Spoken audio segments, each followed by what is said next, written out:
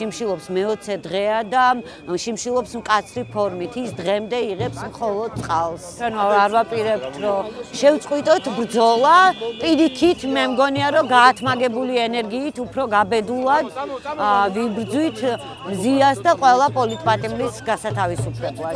მზია არ არის სისხლის სამართლის დამნაშავე. მას არ ჩაუდენია სისხლის სამართლის დანაშაული. უკვე არაერთმა იურისტმა განმარტა ეს, რომ მსგავსი ქმედება ვერ ჩაითვლება თავდასხმად და ბრალი, რომელიც მას წაუყენეს, არის ძალიან მძიმე ჩადენილი ქმედებისთვის.